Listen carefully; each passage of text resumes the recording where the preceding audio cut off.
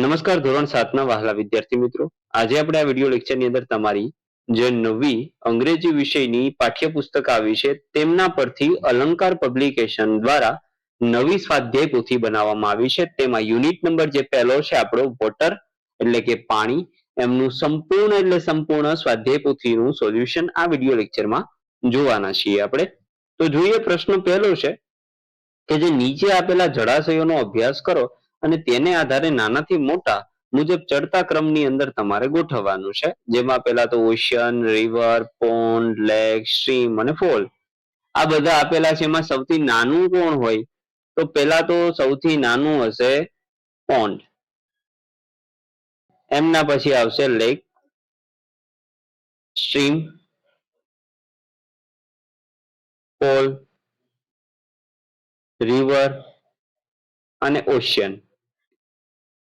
આવી રીતે આપણે એને ગોઠવી શકીએ. બીજો જે પ્રશ્ન છે, select the appropriate word from the brackets and write below the picture. તમારે આ જે શબ્દો જે આપેલા છે આ શબ્દોને જોવાના છે અને જે તે સિચ્યુએશન એટલે કે પરિસ્થિતિઓ છે એને ચિત્રની નીચે લખવાની છે. તો પહેલું જુઓ, આ પૂરની સ્થિતિ છે. આ પૂરની સ્થિતિમાં આવશે ફ્લૂડ એટલે પૂર. બીજું તમે જુઓ તો દુકાળની પરિસ્થિતિ છે એટલે આવશે ડ્રોટ. એમના પછી તમે જુઓ તો આ ગ્લેશિયર મતલબ કે બરફનો વિસ્તાર છે, બરફની નદીઓ છે, તો એને ગ્લેશિયર કહેવાય. ત્યાર પછી આ ભીનું છે તો એને વેટ કહેવાય. પછી આ જે સુકાયેલું વૃક્ષ છે તો એને ડ્રાય કહેવાય.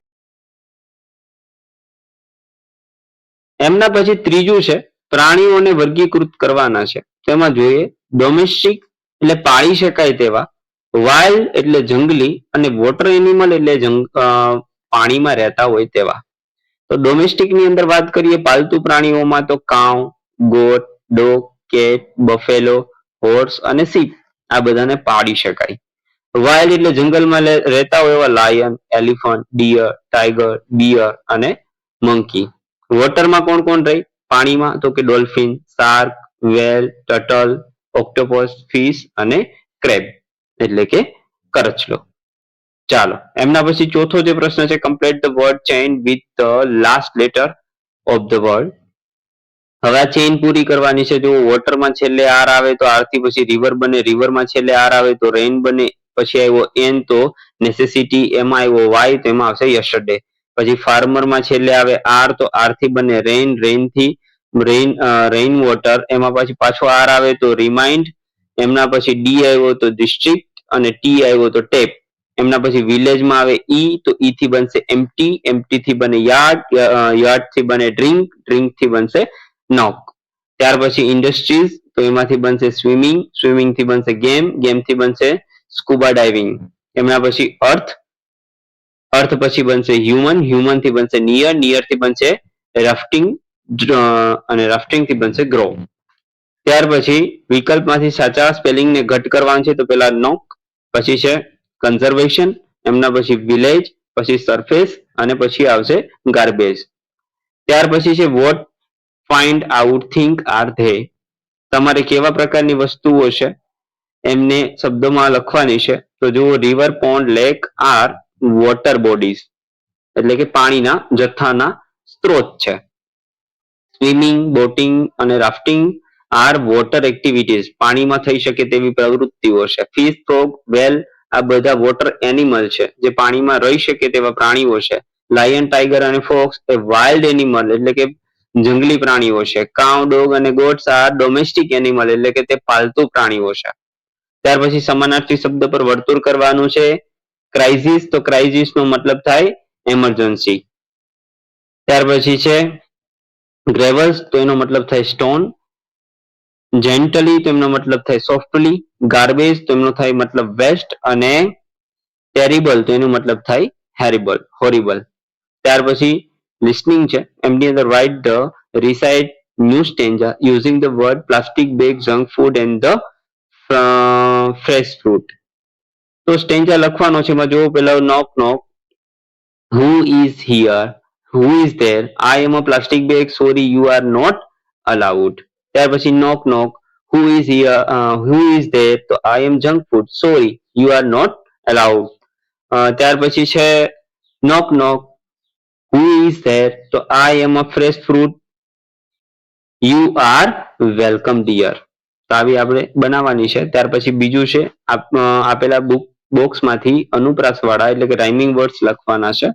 લોકનું થશે નોક ક્લોક, ટીયર નું થશે ડિયર ફિયર, એર નું થશે ફેર પેર, ફ્રેશ નું થશે ફ્લેશ મેચ. એમના પછી જો કમ્પ્લીટ ધ વર્ડ્સ તો તમારે જે ખાલી જગ્યાઓ છે એને પૂરી કરી અને શબ્દો પૂરા કરવાના છે. પહેલું છે ફાર્મર, અંડરગ્રાઉન્ડ, વિલેજ, પછી છે ડોટ, રેઇન અને કલેક્ટર. એમના પછી જો એને બી સાથે મેચ કરવાનો છે તો પર્વતભાઈ તો એમની સામે આવશે ફાર્મર.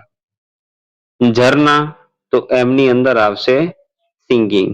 વર્ષા તો એમની અંદર આવશે મેકેનિક. એમના પછી છે વારી તો એમની અંદર આવશે ગેવ સ્પીચીસ. રાજુ તો એમની અંદર આવશે કેરલેસ. શું આવશે? કેરલેસ. પાંચમું છે નીચેના વિરામ ચિહ્નો વાળા વાક્ય વાર્તામાંથી શોધીને લખો. Water is life. Varsha was the eldest. This is family is safe because they respect water. The youngest Jharna remind everyone by singing. છઠ્ઠું છે fill the blanks below. નીચે આપેલી ખાલી જગ્યા પૂરો જેમાં પર્વતભાઈ had built a ખેત તલાવડી in his field. Everyone called Parvatbhai's family water family. Varsha was a mechanic. Raju was watching his bike with a pipe. The district collector arrived to inspect the crisis. ત્યાર પછી વાક્યો ખરા ખોટા કરવાના છે જેમાં પર્વતભાઈ અને સરિતા બેન were uneducated તો એમાં આવશે false. ત્યાર પછી ઝરના used to sing song and slogan to stop water waste તો એમાં આવશે સાચી વાત. ત્યાર પછી villagers later built underground tank for the rain water તેમાં આવશે સાચું. The village and the enough water even during less rain in the next year તેમાં આવશે સાચું. ત્યાર પછી પ્રશ્નોના આન્સર આપવાના છે જેમાં પહેલું what did the villagers do during the shortage of water તો એમાં જવાબ આવશે the villagers realized their mistake and decide to approach પર્વતભાઈ એટલે કે એને અનુસરવાનું નક્કી કર્યું પર્વતભાઈને. What made the water family different from other in the village? So the water family value water like a gold which made them different from other in the village. ત્યાર પછી ત્રીજું છે how did the government help the villagers? The government stopped the villager to build underground tank. Support the villagers to build the underground tanks. ત્યાર પછી છે why do you like the water family? So I like the water family because they value it and also inspire other to do. ત્યાર પછી પાંચમો જે પ્રશ્ન છે તમારે સેલ્ફ એટલે કે જાતે લખવાનો છે. Is there any person in your area like members of water family? તમારા કોઈ આસપાસમાં એવા પરિવાર છે કે જે આ વોટર ફેમિલી જેવું છે. એમના પછી પરિચ્છેદ વાંચો અને પ્રશ્નોના આન્સર આપો. તો આ પરિચ્છેદ છે એના ઉપરથી પહેલો પ્રશ્ન who need water to live? All living beings, human, animals and plants need water to live. એટલે કે મનુષ્ય, પ્રાણી અને વૃક્ષો બધાને પાણીની જરૂર પડે. How do we use water in our daily life? So we use water for drinking, cooking, bathing and cleaning in our daily life. ત્યાર પછી બીજો પેરેગ્રાફમાં પહેલો પ્રશ્ન how can we save water? We can save water by turning off tap, fixing the leakage and using water carefully. બીજું છે if we save water today so we will have enough for tomorrow. ત્યાર પછી સરખા અર્થવાળા વાક્યો ફકરામાંથી શોધીને લખો જેમાં પહેલું water is very important for life. So water is one of the most important thing on the earth. We use water in different ways. We use water everything for drinking, cooking, bathing and cleaning etc. Many living beings live in water. So many creatures like fish, frog and whales live in water. Some of our habits make water dirty. Some people make water dirty by throwing garbage and releasing factories chemical into it. Our good habits can save water. We can save water by turning off taps, fixing leakage and using water carefully. Answer the question, પ્રશ્નોના answer આપવાના છે. તો એના 5 પ્રશ્નોના answer અહીં આપેલા છે, જે તમે સ્ક્રીનશોટ લઈને લખી શકો છો મિત્રો. તો સ્ક્રીનશોટ તમે લઈ લેજો. હવે આપણે વધારે લાંબુ વિડીયો લેક્ચર કરતા નથી. ત્યાર પછી ચોથું છે પાણીમાં વપરાશને 3 જૂથમાં વર્ગીકૃત કરી શકાય. હોમ માટે તો બાથિંગ, ક્લીનિંગ ક્લોથિસ એન્ડ આ જે સ્પેલિંગ છે એનું. ત્યાર પછી છે એગ્રીકલ્ચર માટે growing rice and water plants. ત્યાર પછી ઇન્ડસ્ટ્રીઝ માટે છે તો કુલિંગ મશીન્સ, મેકિંગ પ્રોડક્ટ્સ અને પ્રોડ્યુસિંગ ઇલેક્ટ્રિસિટી. એમના પછી તમારે વિકલ્પ એને બી સાથે જોડવાનો છે. ફાર્મર તો ગ્રો ક્રોપ્સ, સ્વિમિંગ માટે વોટર એક્ટિવિટી, ફિશ માટે લિવિંગ વોટર, વોટર પોલ્યુશનમાં ડર્ટી વોટર અને turning off the tap to save water. ત્યાર પછી યસ નો કરવાનું છે, જેમાં પહેલામાં યસ, બીજામાં નો, ત્રીજામાં યસ અને ચોથામાં નો. ત્યાર પછી વોટરની સાથે તમે શું કરી શકો? યુઝ ઓફ વોટરમાં ડ્રિંકિંગ અને કુકિંગ. સોર્સ ઓફ વોટર એમાં આવશે રેઇન વોટર અને સરફેસ વોટર. પછી વોટર પોલ્યુશનમાં throwing garbage, releasing factories chemical.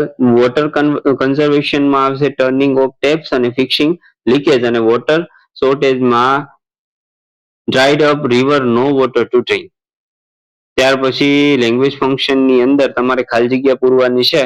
તો એમાં સંયોજકોથી ખાલી જગ્યા છે બટ, ઓર, સો, બીકોઝ વાળી. તો પહેલામાં બટ થી બનશે, બીજામાં ઓર, ત્રીજામાં સો, ચોથામાં બીકોઝ, પાંચમામાં એન, છઠ્ઠામાં બટ, સાતમામાં એન, આઠમામાં ઓર, નવમામાં બીકોઝ અને દસમામાં સો. એમના પછી એને બી સાથે જોડવાનું છે. તો પહેલામાં સી, બીજામાં એ, ત્રીજામાં ઈ, ચોથામાં બી અને પાંચમામાં ડી. અને એના આધાર ઉપર પાછા સેન્ટેન્સ લખવાના છે, જે લખેલા છે, જેનો તમે સ્ક્રીનશોટ લઈ શકો છો. મિત્રો વાક્ય બનાવવાના છે, તો વાક્યો પણ આપણે બનાવેલા છે, તો એ તમે જોઈ લો. 6 વાક્યો અહીંયા આપેલા છે. એનો પેલા 6 નો સ્ક્રીનશોટ લઈ લો. ઓકે, ચાલો એનાથી આગળ જઈએ. તો બાકીના 10 સુધીના છે એનો પણ તમે સ્ક્રીનશોટ લઈ લો. હવે ચિત્રના આધારે પ્રશ્નોના આન્સર આપવાના છે. તો પેલા જે 4 છે એમનો સ્ક્રીનશોટ લઈ લો. એના પછી બાકીના જે 7 સુધીના છે એમનો સ્ક્રીનશોટ લઈ લો. વાક્યો સુધારવાના છે, તો એમની અંદર તમે જુઓ તો પેલા 5 સુધીનો સ્ક્રીનશોટ લઈ લો. ઓકે, હવે એના પછી તમે 10 સુધીનો સ્ક્રીનશોટ લઈ લો.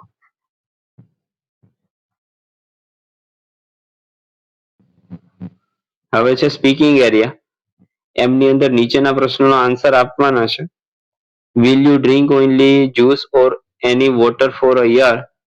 તો એમાં હું કહું છું તે રીતે તમે આના સ્ક્રીનશોટ લેતા જાઓ, અથવા તો વિડીયો લેક્ચરને પોઝ કરી અને પણ તમે લખી શકો છો. વિડીયો લેક્ચર બહુ લાંબો થઈ જશે જો બધા જ ક્વેશ્ચન આપણે બોલવા જઈશું તો. ત્યાર પછી આ 4 સુધીના જે છે એનો સ્ક્રીનશોટ લઈ લો. હવે 5 થી લઈ અને 10 સુધીના જે ક્વેશ્ચન્સ છે એનો સ્ક્રીનશોટ લઈ લો. ત્યાર પછી 11 થી જે 15 છે એમનો સ્ક્રીનશોટ લઈ લો. ઓકે, ત્યાર પછી એમની અંદર આ 16મો ક્વેશ્ચન અને પછી બીજો છે. નીચેના વાક્યોને કૌંસમાંથી યોગ્ય વિકલ્પ વડે પસંદ કરીને પૂર્ણ કરવાનું છે. તો એ જે 6 છે એ 6 નો સ્ક્રીનશોટ સાથે લઈ લો. ઓકે, એમના પછી રાઇટિંગ એરિયા છે.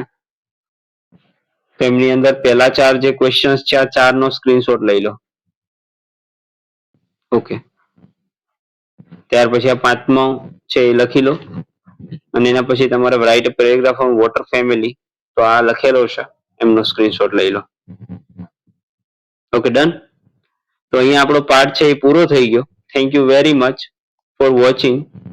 ફરી મળીશું નેક્સ્ટ વિડીયો લેક્ચરમાં આવા જ એક સોલ્યુશન સાથે. ત્યાં સુધી આવજો. જય હિન્દ, જય ભારત.